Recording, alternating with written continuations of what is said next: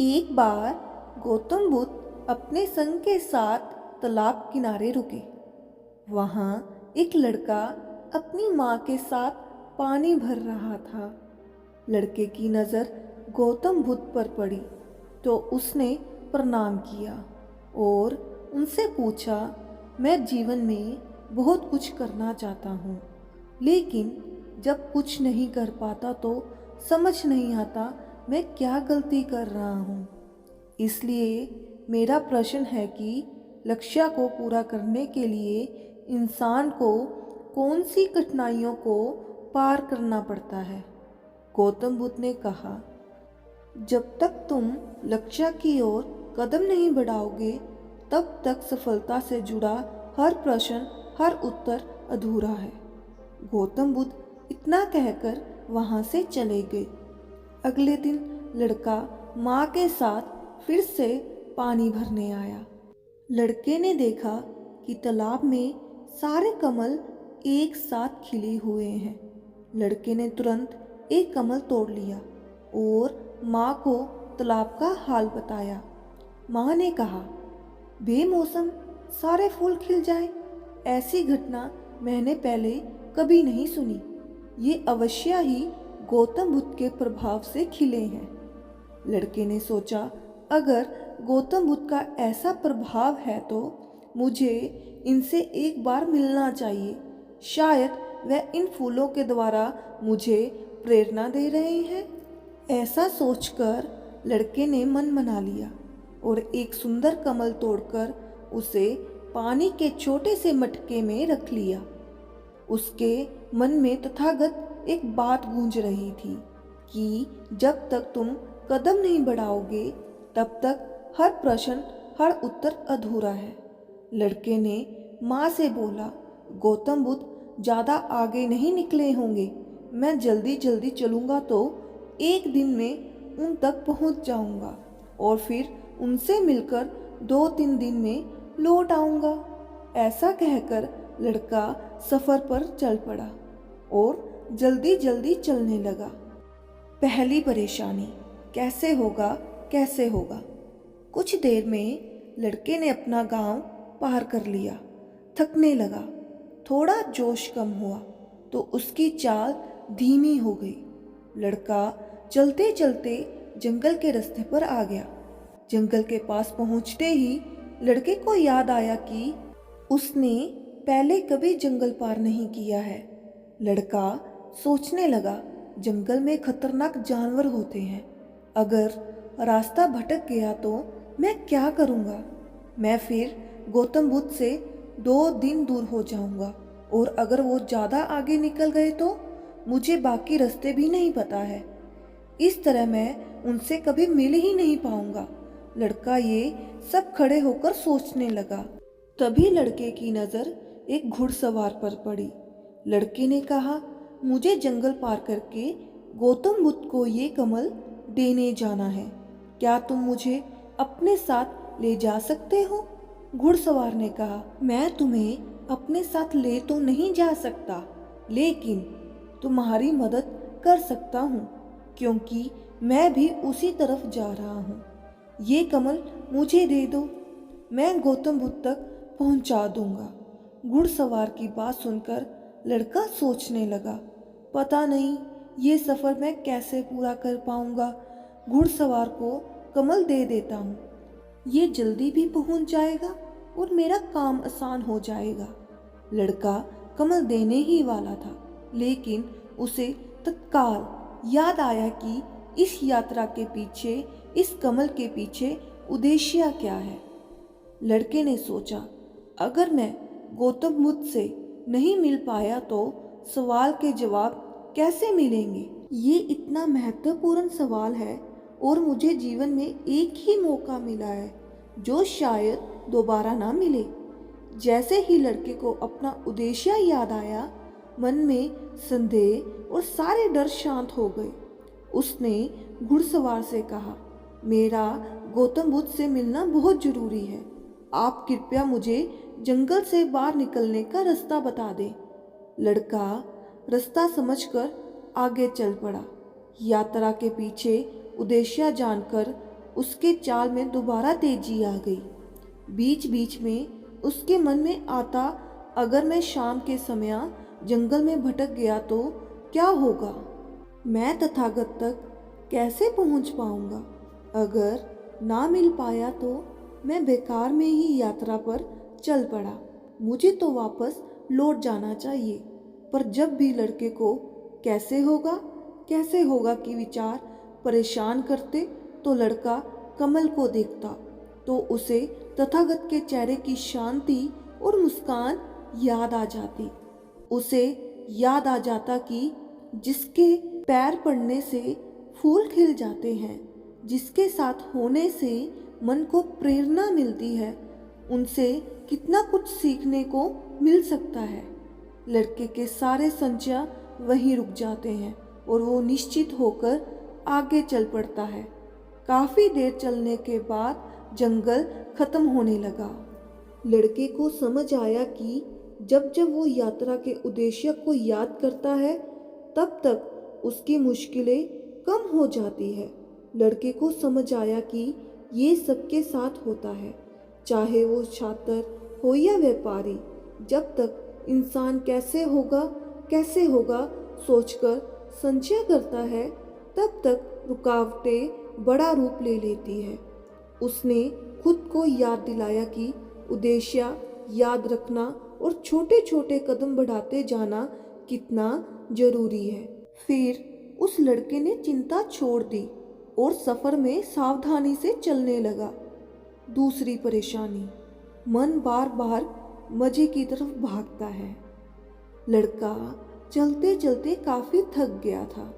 दोपहर होने तक लड़के ने जंगल पार किया। थोड़ा आगे चला तो आलीशान कोठी दिखाई दी। वहीं एक सुंदर लड़की टहल रही थी। लड़का उसके पास गया और पानी मांगा। फिर गौतम बुद्ध के बारे में पूछा। लड़की ने कहा, 2 दिन पहले ही बहुत सारे सन्यासी जैसे लोग यहाँ से गुजरे हैं, पर तुम गौतम बुद्ध के पास क्यों जा रहे हो? लड़के ने कहा, मैं गौतम बुद्ध से मिलना चाहता हूँ, उनसे कुछ सवाल पूछना चाहता हूँ। लड़की को वो लड़का पसंद आ गया था, इसलिए वो लड़के को रोकना चाह रही थी। लड़की ने कहा, कमल तो 2 दिन में मुरझा जाएगा और तब तक तुम गौतम बुद्ध के पास नहीं पहुंच पाओगे। इससे अच्छा है कि आज शाम को यहाँ बड़ा आयोजन है। यहाँ नाच गाना, खाना पीना सब होगा। तुम यहीं रुक जाओ और मुझसे दोस्ती कर लो। ये सुनकर लड़के की बुद्धि भ्रमित होने लगी। लड़के ने लड़की की सुंदरता को दोबारा निहारा और सोचने लगा कि ये कन्या मुझ में रुचि रखती है। अगर मैं भी इस लड़की से दोस्ती कर लेता हूँ तो जीवन में मजा आ जाएगा। लड़के ने कहा, मैं बहुत दूर से आया हूँ, मैं आपको सोचकर बताता हूँ। लड़के ने मन को लगाम लगाई और खुद से पूछा, मैं यहाँ तक चलकर क्यों आया हूँ? क्या मैं इस लड़की से दोस्ती करने घर से निकला था? और इसकी दोस्ती कितनी लंबी है, किसको पता है? अगर कुछ दिन बाद इसका मन ना लगा तो मैं क्या करूँगा? लड़के ने तत्काल कमल को देखा। उसे उद्देश्य याद आया तो विचारों में क्लैरिटी आई। उसने तत्काल निश्चय किया और आगे चल दिया। शुरू में तो लड़के को अफसोस हो रहा था, अगर बुद्ध नहीं मिले तो ये मौका भी हाथ से निकल जाएगा। लेकिन जैसे जैसे वो आगे चला, उसे समझ आने लगा कि अगर वो थोड़ी देर और वहाँ रुकता तो उसकी यात्रा बेकार हो जाती। उसे याद आया कि जो भी व्यक्ति और वस्तु आपको उद्देश्य से भटकाए, उससे तुरंत दूर हो जाना चाहिए। मन आपको बार बार मौके नहीं देता है। प्रॉब्लम नंबर 3, भ्रमित बुद्धि और सेल्फ डाउट। लड़का काफी देर से चल रहा था। अब शाम हो चली थी, इसलिए लड़का जल्द से जल्द गौतम बुद्ध के पास पहुंचना चाहता था। लड़के को रास्ते में जो भी व्यक्ति मिलता, उनसे पूछते हुए वो सरपट आगे बढ़ने लगा। उसे लग रहा था कि बस अब पहुंचने ही वाले हैं। तभी एक बुजुर्ग मिले। लड़के ने बुजुर्ग से भी पूछा, मैं गौतम बुद्ध से मिलने जा रहा हूँ। पिछले गांव में एक व्यक्ति ने बताया था कि वो इसी तरफ से गुजरे हैं। वो कितने आगे निकल गए होंगे? बाबा ने कहा, तुमको कोई गलतफहमी हुई है बेटा। इस रास्ते से कोई बड़ा समूह नहीं गया है। लगता है तुम्हें दिशा भ्रम हुआ है। तुम गलत मोड़ पर मुड़ गए हो। अब वापस जाओ और दूसरा रास्ता पता करो। बुजुर्ग की बातें सुनकर लड़का घबरा गया। उसने सोचा कि 2 घंटे पहले कोई बस्ती मिली थी। अब वापस गया तो बहुत पीछे हो जाऊंगा। अब तो अंधेरा होने वाला है। मेरे पास कोई रहने और खाने का साधन भी नहीं है। मेरी पूरी यात्रा बेकार है। मुझे लग रहा था कि मैं नहीं कर सकता। लड़का खुद पर डाउट के बादलों में घिर गया। उसके पैरों में किसी ने जैसे भारी बोरियां डाल दी हो। उसके मन में बार बार चल रहा था कि मुझे मोड़ क्यों नहीं दिखाई दिया। मुझसे इतनी बड़ी गलती कैसे हो गई? मैं बार बार एक ही गलती क्यों करता हूँ? लड़का वहीं सर पकड़कर बैठ गया। फिर उसे अपनी माँ की बात याद आई कि हर गलती में सीख छुपी होती है। हर सीख जीवन को बेहतर बनाती है। थोड़ा मन शांत हुआ तो लड़का ये बात बार बार दोहराने लगा कि हर गलती में सीख छुपी होती है। मुझसे गलती हुई है। मैंने जल्दबाजी में सोचा नहीं मैं कहाँ चल रहा हूँ। लोगों ने बताया और मैं दौड़ता गया। जैसे ही लड़के ने गलती स्वीकार की, उसका मन और शांत हो गया। निराशा और संदेह के बादल गायब हो गए। बैठे बैठे लड़के की नज़र कुछ जानवरों पर पड़ी तो बांस की नदी से पानी पीकर लौट रहे थे। ये सब देखकर लड़के को याद आया कि पहली बार जब गौतम बुद्ध मिले थे तब पानी के पास ही मिले थे, क्योंकि उनके साथ बड़े संघ को बार बार बड़ी मात्रा में पानी की जरूरत पड़ती होगी। लड़का तुरंत समझ गया, बुद्ध उसी रास्ते से भ्रमण कर रहे होंगे जिस रास्ते पर नदी के घाट और बड़े कुएं हों। लड़का तुरंत खड़ा हुआ। उसने सोचा, वापस लौटने से अच्छा है मैं नदी किनारे रास्ते पर जाकर चलना शुरू कर दूं। कई खेत पार करते हुए लड़के ने रास्ता बदल दिया। चलते चलते लड़के का मन हल्का हो गया। उसने अनुभव किया कि जब मन शांत होता है, जल्दबाजी नहीं करता, किसी में या खुद में कमी नहीं निकालता, तो बुद्धि बेहतर काम करती है। लड़के ने पाया खुद से शिकायत करना बहुत बड़ी कमी है जो बहुत दुख देती है। चलते चलते लड़का सोच रहा था कि अगर मैं अपने गांव में रुक जाता तो मैं अपने अनुभव से कुछ भी नहीं सीख पाता। ऐसा सोचते सोचते उसे संघ की भीड़ दिखने लगी और 2 दिन चलने के बाद लड़का गौतम बुद्ध तक पहुंच ही गया। उसने अपनी बारी आने का बड़ी धैर्य से इंतजार किया और उसे खुद अपने ऊपर आश्चर्य था। जब गौतम बुद्ध उसे मिले तो उसने तथागत को कमल भेंट किया। इससे पहले लड़का कुछ बोलता, गौतम बुद्ध ने बोला, बहुत सुंदर कमल पूरी तरह खिल गया है। 2 दिन पहले तुमने पूछा था कि लक्ष्य को पूरा करने के लिए इंसान को कौन सी कठिनाइयों को पार करना पड़ता है। तुम्हारे चेहरे पर थकान के साथ धैर्य और मुस्कान देखकर लगता है कि तुमने इस यात्रा में बहुत कुछ सीखा है। लड़के ने पूरी यात्रा संक्षिप्त में बताई। गौतम बुद्ध ने कहा, तुम्हारी यात्रा में 4 पार्ट छिपे हुए हैं। बिना कोशिश के हर चीज अधूरी है। जब इंसान किसी लक्ष्य के लिए उस रास्ते पर चलता है तब सबसे पहले तो अपने अनुभव से सीखता है। जब धीरे धीरे उसका विवेक जागृत होता है, बुद्धि तीक्ष्ण होती है, तब वो दूसरों के अनुभव और गलतियों से भी सीख सकता है। जीवन में सफलता का रहस्य सीखने के लिए सबसे पहले उस रास्ते पर चलना पड़ता है। तथागत ने कहा, जब आगे बढ़ते हैं तो 3 दिक्कतें आती हैं और इनका निवारण करने के लिए तुमने 3 बातें सीख ली है। पहला लेसन, उद्देश्य पहचानो और इसके प्रति समर्पण करो। जैसे ही तुमने जाना कि फूल देने के पीछे इस यात्रा का एक उद्देश्य है, तो तुम्हारे संशय खत्म हो गए। उसके बाद जब भी तुम फूल को देखते तो तुम्हें उद्देश्य याद आ जाता। गौतम बुद्ध ने कहा, तुमने समय अनुभव से जान लिया है कि सब कुछ तुम्हारे अंदर से प्रकट हो रहा है। लड़का ध्यान से सुनता रहा।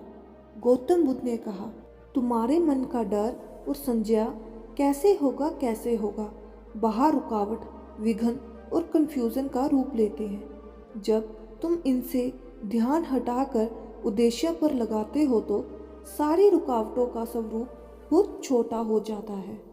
शुरुआत में किसी को पता नहीं होता कि वह सफल क्यों होना चाहते हैं, क्यों वो कुछ करना चाहते हैं, इसलिए ये परेशानी ज़्यादा रोकती है।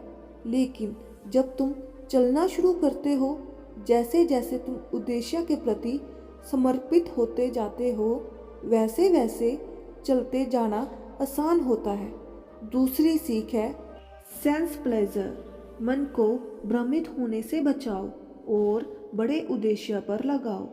गौतम बुद्ध कहते हैं कि असली शक्ति इच्छाओं को पूरा करने में नहीं, बल्कि इनको मिटाने में है। गौतम बुद्ध ने कहा कि जीवन में एक ही फेलियर है, जानते हुए भी सही काम ना करना, अपने उद्देश्य के प्रति ईमानदार ना रहना। छोटे मोटे सुख के पीछे लोग जरूरी कर्म टालते रहते हैं और जीवन में कई कीमती मौकों को खो देते हैं। अगर तुम उस लड़की के आकर्षण में रुक जाते तो तुम्हारी यात्रा कभी पूरी नहीं होती। इसलिए जैसे इस यात्रा के दौरान तुमने फूल हमेशा अपने सामने रखा, वैसे ही उद्देश्य हमेशा हमारे सामने होना चाहिए। इससे हमें निर्णय लेने में आसानी होती है। तीसरी सीख, सेल्फ डाउट के प्रति सचेत रहो। ये आखिरी तक परेशान करता है।